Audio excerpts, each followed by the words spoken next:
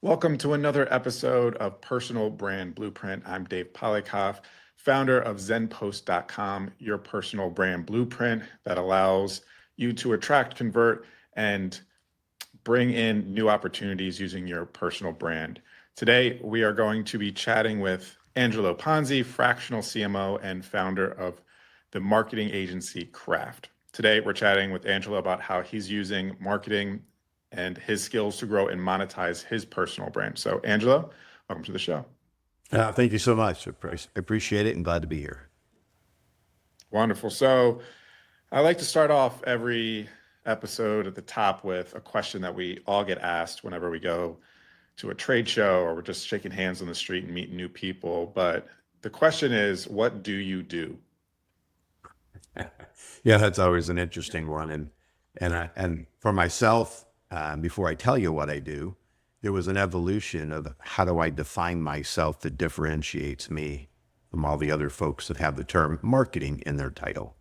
So I describe myself as a fractional CMO, and I work with companies to help them better define the markets in which they compete in by using market research to gather insights and information that I can use to help in positioning and redefining their brand, looking for gaps and opportunities. And then with that, I also look at their strategic plans, where they want to be in 5 years, 3 years, to help them get there. So that's my 10-story elevator ride. Yeah, sure. Yeah, and sticking to it. Awesome. So, who would then be like an ideal client for you? Yeah, typically, it's not from a revenue standpoint. It's usually, I say, 5 to 75 million. That being said, I have worked with startups. I actually doing a startup right now that I'm trading equity for, actually, in the AI space. It's fascinating. But I say 5 to 75, and the reason I cap at 75, especially in the B2B space, is there's probably someone like me, and therefore they're not going to hire me because that's the fox in the hen house. That being said, in the consumer side, it's been 150, 160 million dollars.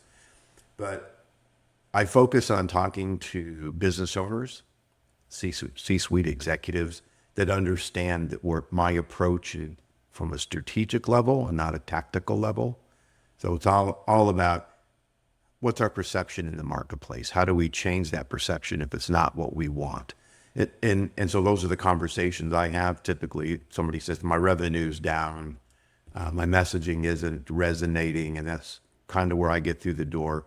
But equating to why we're here today, actually, it's that perception and attitude is how I perceived, how is the company perceived in the marketplace versus how you think you're being perceived. And those are those gaps I'm talking about. If you think you're X and the market thinks you're Y, then we got a problem. Same thing from a personal standpoint. In my kind of struggles in the sense over the last, this company's 10 years old, but I joined a networking organization about 5 years ago.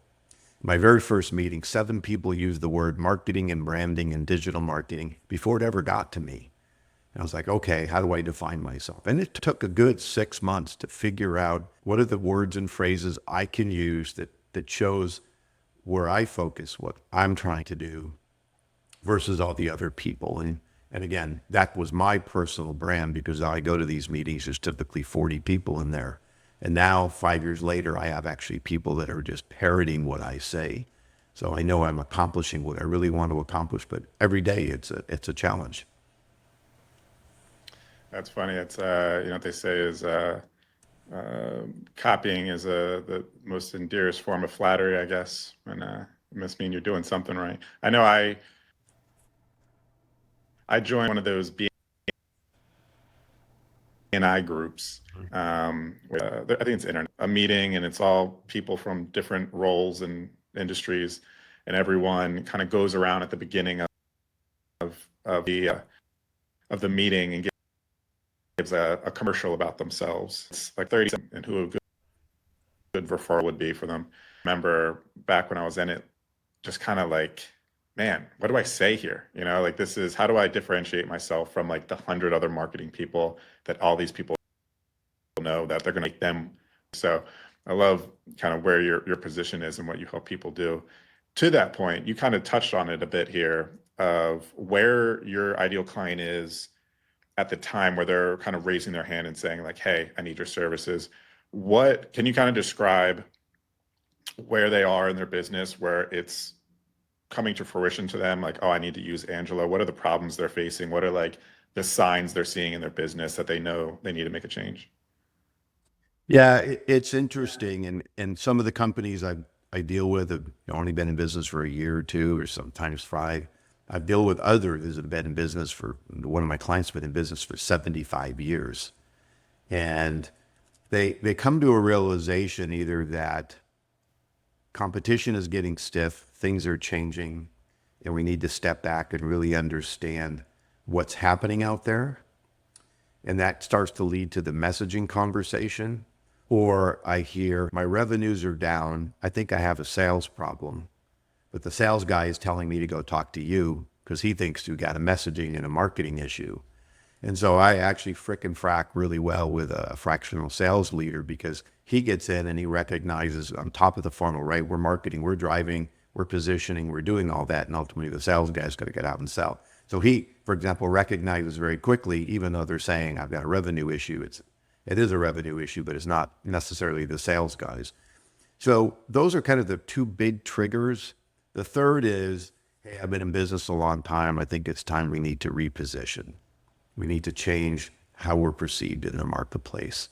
I'm getting feedback that we've drifted. Again, a lot of it has to do with competition. And those are some of the triggers. I do get, hey, I need a new website or I need a new social media program. And it's like, okay, great. When's the last time you talked to your customers, your marketplace? And if they say, well, we don't do that, then I say that I'll give you some names of people that'll build you this stuff without doing the due diligence.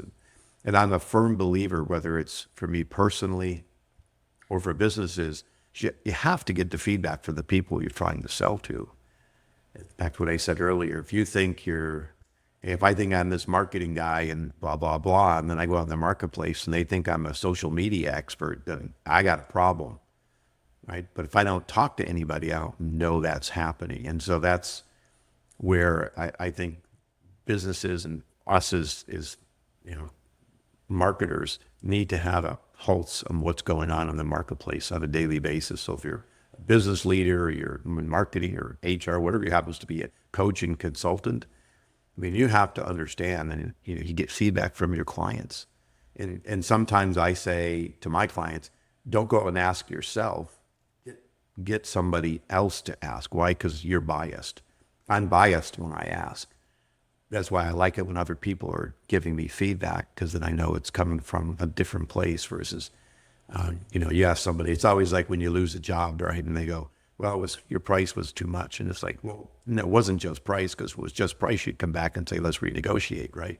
So there's always something going on. And I'm rambling, sorry, I like to pontificate a little bit. But that's, That's all great stuff. yeah. But so you mentioned a few different things there in terms of some of the tactics that people should be thinking about if maybe they're having a revenue problem or just a positioning problem. I guess if someone comes to you and says, listen, we have a revenue problem, presumably, we need you to kind of come in and help us figure this out. What's typically like the first step or 3 steps that you take to help kind of identify that problem and then correct it? Sure. Part of it is looking at their books, looking internally.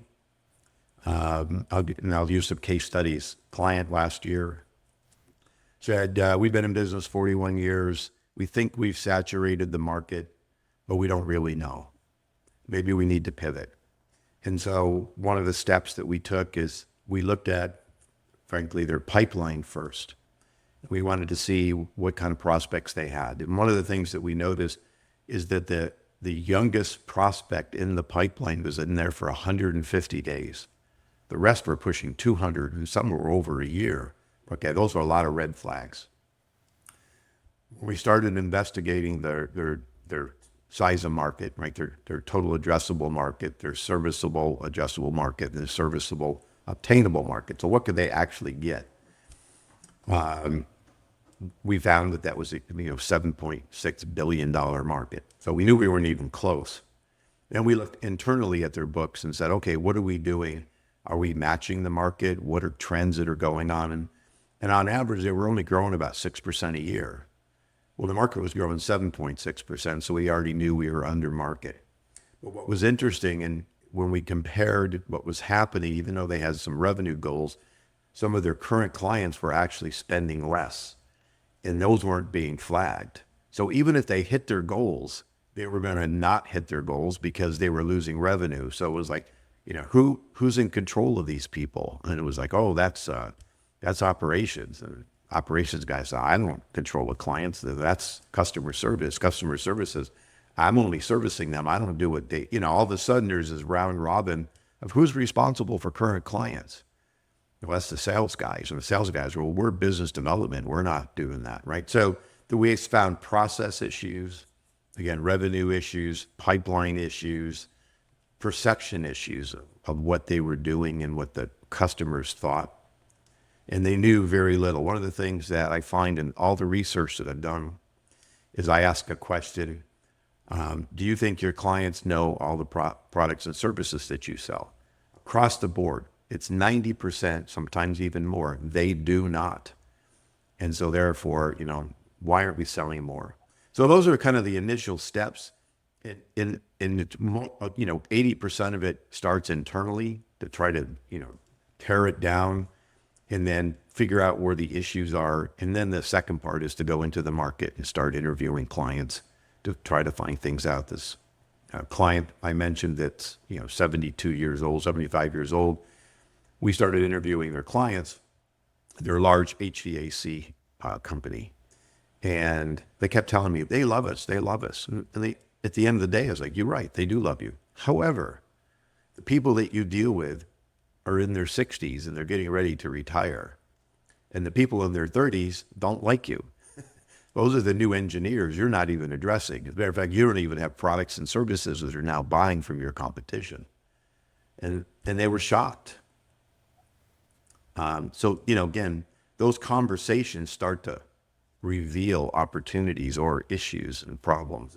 So again, those are kind of the two sides of the coin that we start with.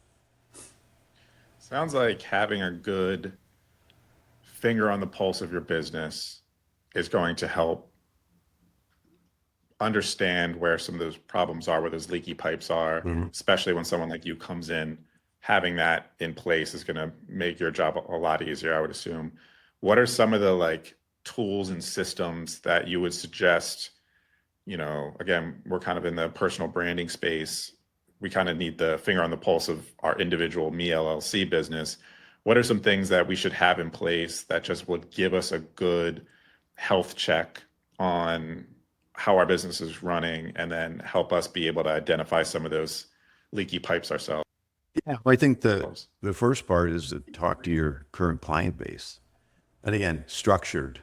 So a discussion guide, if you will, or a questionnaire that you can be consistent across the board. Again, if you can have somebody else do it for you, that's great. But if it's you, just, look at to get clarity from your clients on their perception. As soon as you start, hey, how are we doing? You're going to get either good because they haven't fired you yet, right? But things like, how would you describe me, which is one of my questions, to a potential prospect? If you're in an elevator and you meet somebody you think I could work with, how do you describe me to them? Very revealing when your clients can't actually describe what you're doing. And so right there, that's a simple question. It's not threatening. The other one is if you could break down that description, if you will, or how we interact into attributes. What attributes would you attribute to my service? And now you get some building blocks. And those kind of two areas are some foundational work to help you look at your messaging. So if they think you're X, they describe you as Y. It's not what you think.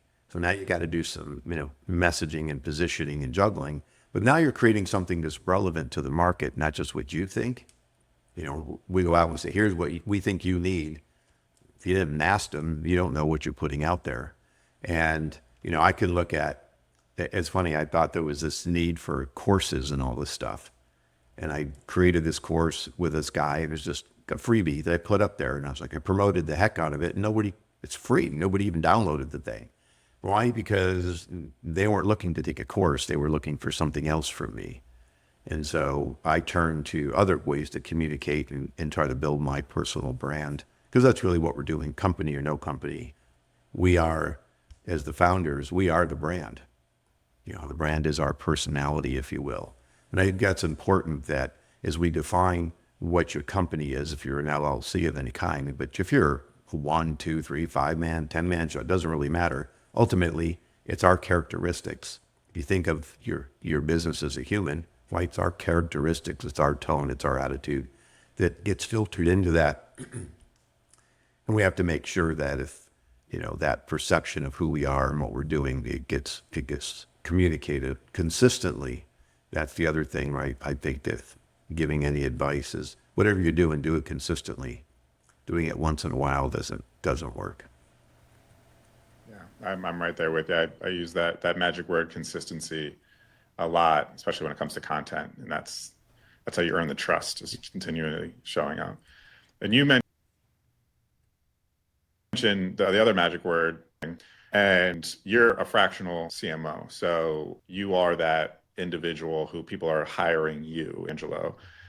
What has been your journey in trying to make sure that your market, your ideal client, is perceiving you in the best light as a thought leader, in order to earn that sale? What kind of ways have you been trying to grow your industry clout? Yeah, so a lot of different things. So I drink my own Kool-Aid, stuff I tell my clients. So I blog twice a month. I turn those into newsletters. We post 3 times a week, all messages. We have a bunch of ebooks that we do, a lot of videos that really more my perception of, everything we're talking about, right? I'm preaching about the way I think people should do things, right? So everything is consistent, reinforcing, and connecting. If I, tell you to go, wear a white hat, and then the next day I'm telling you to wear a black hat, well, I'm inconsistent, right? So there's a lot of consistency in what we're doing. And in that, over time, right, building a brand takes time. And I think that's the other, as marketers, I'm sure you run into it as well. It's like, hey, I tried that for a week, didn't work. Well, I could have told you that was not going to work, right? So it's about, if you're going to do these kinds of communications, you need to do it consistently. I'm an avid networker. So, and I have to admit, I've been in business a long time. I built and sold an advertising agency, I had a research company, I did all those other things. At the end of the day, I've done more networking in the last 5 years than I did in my entire career. I spent probably 40% of my day reaching out, going to meetings, doing these things. So I belong to 5, 6 different networking organizations. And so I go to these meetings, I'm consistently, communicating what I do, trying to look for opportunities. Who's my partner? Who do I think is a good referral partner for me? I'm not talking to the immigration lawyer. They're never going to refer me to anything, right? So I tend to focus on the people. And I go to a wide variety of them because there's some overlap. But like you're saying earlier, you went to the BNI stuff. So I go to these meetings just to show my face. I also push as much as I can to do public speaking. So I have like 5 or 6 different presentations that I've created. And over the course of the year, I used to do way more before COVID, but I'm trying to get back on track. So I think I've done 5 already, 6 this year, and I got 2 more scheduled. So trying to just be in front of people, talk about things that have something to do with what I'm doing, right? I'm not talking about, designing buildings. I have no, clout in that area, but, that big one lately has been about AI, talking about the influence of AI in marketing. I just did one where we did a case study, and this group I belong to has never actually had anybody present. I'm in this group 7 years. Nobody's ever used a case study as an example. So I thought this is brilliant. Of course, in the meeting was the actual client. So I had to make sure that he agreed with everything I said. So that was a little scary, but But the whole thing was premise of strategy and why strategy is important. It wasn't about the tactical stuff. It was about this, everything I told, digging into the data. We spent months digging into their data as a 25-year-old company to try to understand history. So it's about being out there and making sure that, my elevator pitch is the one I use very consistently. And like I said, when I go to a meeting, I was at one last night or a Tuesday night, and the guy that invited me introduces me and tells the people my story before I even open my mouth. That, for me, that's success. Whether that translates into anything, I have no idea. But that's what I'm after. I want you to be able to tell my story even if I'm not in the room. And you can't do that unless you're out talking to people. You can't, grow a successful business just, sitting in your office. Yeah, that's the tough part. After 2020, everyone went remote and worked from home, and we kind of lost that handshake connection, Yeah. that in-person connection. So you mentioned actually then kind of a case study. It sounded like maybe like an ideal example of kind of the services that you provide. Can you maybe give us like the quick Cliff Notes version of what that case study was? I'll give you this one. It's a commercial Christmas company. So if you go to a mall, for example, see large decorations, trees, and giant bulbs. So that's my client. And when I got involved with them, they were 28 years old at the time. And I was brought on actually as a board member. And so doing my due diligence, I recognized that it had a lot of issues. The sales guy, head of sales, was basically throwing a dart at the wall to determine what his revenue was going to be. The sales and marketing department hated each other. Revenue had been down for the last couple of years. And so we spent time, me and the general manager at the time, who's now the president, understanding the data. So he dug into their data. But one of the cool things he found is they win 30% of all their proposals. So now, of course, the decision was, do we win 30% of $1,000 orders? Do we win 30% of, $500,000 orders? We looked at their salespeople. They had 15 salespeople. One person had been there 15 years. The youngest person had been there 3 months, yet they all had the same quota. It's not possible that you're given, right? So we started finding all these discrepancies. We determined why there was dysfunction in the sales and marketing department. And so with that knowledge, we started making changes. And then we literally went out and talked to their customers. We talked to their distributors to get that feedback that we were talking about. But the biggest revelation from all of this is when they would message prior, they would say, we have quality products. Our bulbs will last, whether it's in the snow or in the rain, that you're going to have these things for 5 years. It's going to stand up to the weather, blah, blah, blah. And my point from the research was that's a reason to believe, but not the reason to buy. The reason to buy, when we talk to a mall, for example, is we're going to create memories and experiences for your customers. The people that shop at your mall are going to continue to come back because they're getting selfies with their kids. It's Christmas time, and that experience they're getting at your mall is the reason to buy, not because your bulbs are going to last you a long time. So we flip-flopped the entire message from company-centric to customer-centric. And that was probably the biggest aha that the client felt. And it's 7 years later, and, they still follow the same plan. So one of the things we found is with the salespeople, for example, they all had the same quota. So the person with 15 years had the same quota as the person with 3 months. But I think ultimately the revolution was how we message. But prior to that, it was very company-centric. The bulbs, they'll last 5 years. They'll sit in the weather, the rain, the snow, it doesn't really matter. But at the end of the day, that's a reason to believe, not necessarily the ultimate reason to buy. And so we flipped the script from company-centric to customer-centric messaging, where we would go to a mall, for example, and talk about the memories we were going to create for their customers and the experiences they were going to have when they visited the mall. They could come and take selfies, bring their kids back. And so that change in how we communicated really changed the whole focus of the company. And it's like 7 years later, and they still stick to that. They stick to the same strategy, but now they've added e-commerce and doing other things that stuff that I'm not doing. I actually sit on their board, but they're, really elevated what they're doing from a marketing standpoint. But it all started from that process back in 2017, actually, is when it started. And they just continued to evolve it. But it was that aha, our messaging needs to change. Here's how we're perceived in the market. And, we're not talking about the right stuff. And this will be probably one of the best years they've ever had. And so there's this constant evolution and paying attention to all the things we talked about. They still monitor that to this day. And you had mentioned earlier another magic word in this industry right now, which is AI, and seems to be an area that you have interest in. How does AI play a factor, if at all, in helping us maybe understand our business, some of that data, so that we can, help use it to optimize our messaging and grow our business? Sure. So, AI kind of came on the scene for me about a year ago with, ChatGPT. And it was funny, I was in a meeting and a digital marketing agency president stood up and said, I fired all my copywriters today, and I'm only using ChatGPT to write my blogs. Well, there was some gasps in the room because there were a few marketing people in the room. It's like, that was probably the stupidest thing you ever did because it was too early.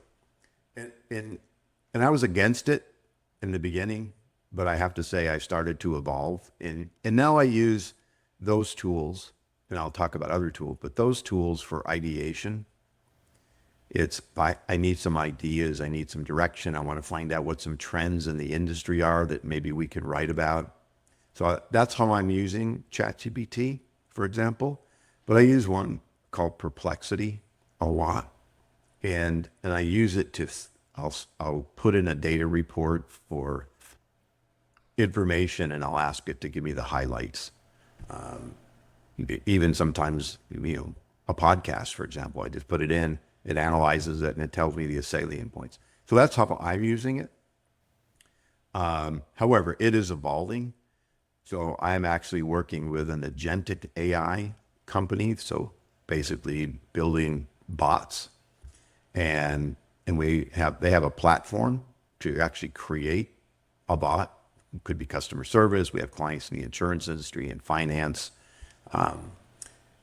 But the cool thing is the next step, which is on the roadmap, and we're down the road pretty far, is agent to agent communications. So let's say you've got a bot in customer service that needs to talk to the bot in manufacturing to find out where the product is. So these bots are communicating autonomously with each other to get the answers and do what they're doing. But the really cool part is a decentralized bot where my bot can talk to your bot in completely different companies. So, for example, we're talking to a company right now that has distributors all over the world. And so let's say the distributor in Denver doesn't have the product that his customer wants, but the bot can go out and talk to all the other distribution channels and find that the product's in France, and can order it and have it shipped, right? That kind of stuff. Or the car is talking to the parking meter and figuring out what the price and is paying. Or you're sending the bot into a virtual clothing room, pick a retailer, and the bot is you trying on clothes because it's your perfect size, and you could, buy the clothes and have, it's crazy, crazy stuff. But there are a lot of applications that I think that we're going to be dealing with. There was a line that I heard and I subscribe to it is, AI won't necessarily replace your job. It's the people that know how to use AI that will replace your job. And so I think there's this evolution that we have to embrace. I mean, one day there was no internet, and next day there was an internet, right? And it was like, oh, this newfangled thing. And now, things just keep changing, and so this is coming. But how it's used will be interesting. On the flip side, it costs for companies to do the kind of things I'm talking about. It's really expensive, and some of it's about the bandwidth is needed, the power from AWS or something like that. But it's getting to the point where you and I'll just could go in and go train the brain, and at the end of the day, have somebody out there talking on our behalf. We only have to do podcasts. We'll go send our bots and do it. Yeah. Our AI avatars to chat with each other. Yeah, I like Definitely, it. I like yeah, it. yeah. Put some filters on that, hopefully. Well, this has been great. What if people were interested in getting a hold of you, learning more about your offerings, and then potentially even opting in and getting started with you?